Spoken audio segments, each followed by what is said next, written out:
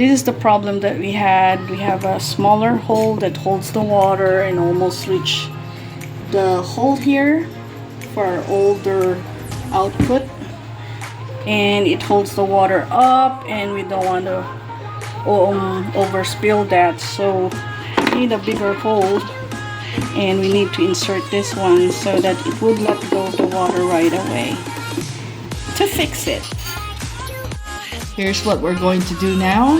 So using this iron rod, we'll be fixing the hole, so we will make it a little bit bigger.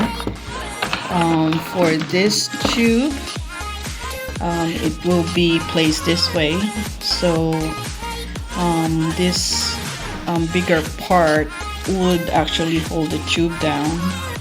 And because last time, because of this small hole and the pressure of water coming in, the water rise up and almost reaching that hole for our outlet that we have used for our power head. And now we have a submersible pump, which is 3,000 liters per hour to use. We need a bigger hole, so we're just waiting for this rod to get hotter and hotter, that it could help us to create a bigger hole for this tube.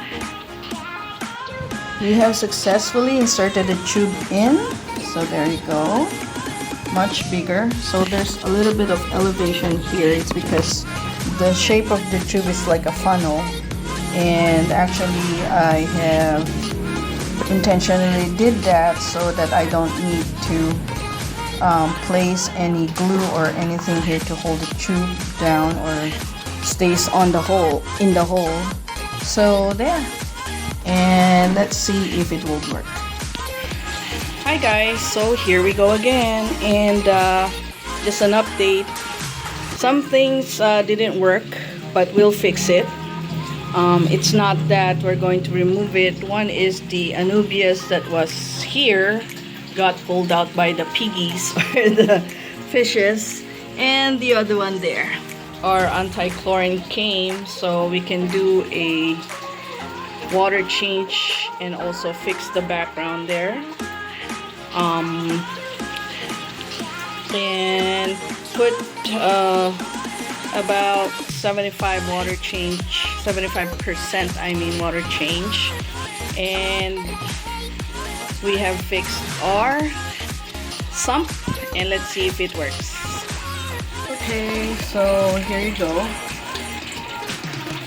There's the sump, and I'm at the back part of our tank, and let's see if this will work.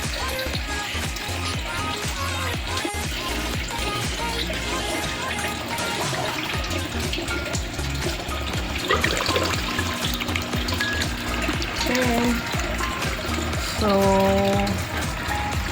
there's the water starting, and there you go. And let's see if the water will fill up or if it will stay the same. I'll give you an update, but as for now, the water is just at that level.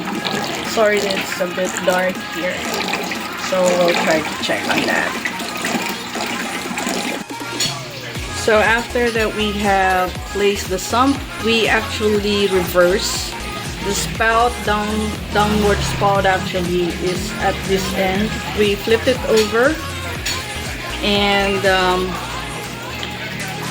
we made it to this side because the downpour is a little bit heavy, so it would not affect the rest of the tank there.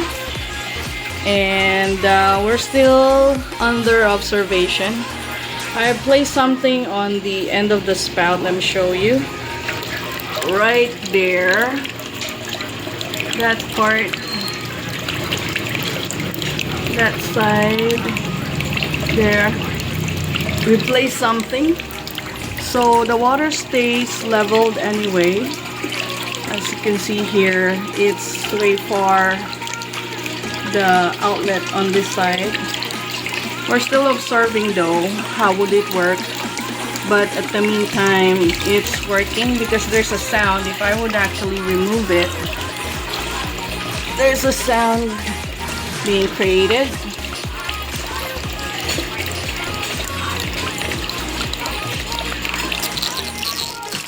There. We have this sound that it's creating and it's disturbing. So I'll find another way to eliminate that sound actually. There you go, that sound.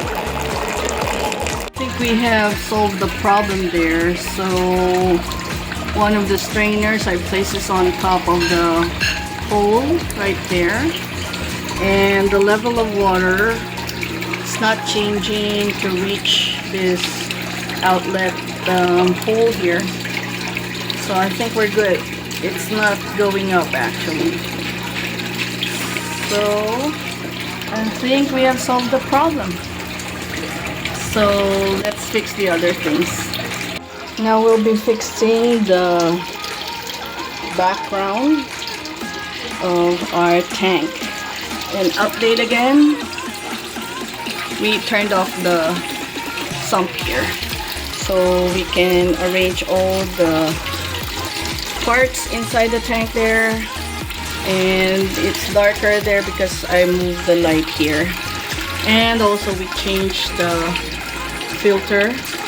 We'll be changing this one too in a moment. There you go. So we've fixed the background, and let's fix the inside now. So we have rearranged some things. I placed the 2 sponge filter at the back, and things are going fine with our DIY sump here. And we have placed all the potos back, and now it's time for a water change.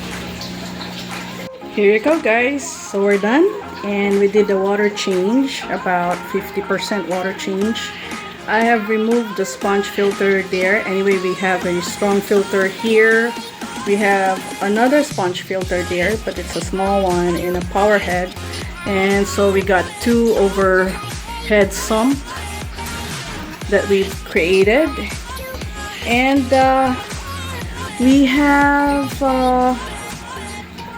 scrape out the water and evenly did the background. So we have removed the water spots at the background, and because we just made a water change of 50%, our water is still a little bit cloudy, and we will observe that later on. But this is how our tank looks like. Let me show you guys the difference between previous filtration system as to the new filtration that we have right now. What you would notice is that it's much clearer, and even though we have removed the sponge filter there, the suction of the submersible pump and filtration going on, it's much faster. So the speed of filtering the water is much faster, and it's clearer. And my dad have seen that obvious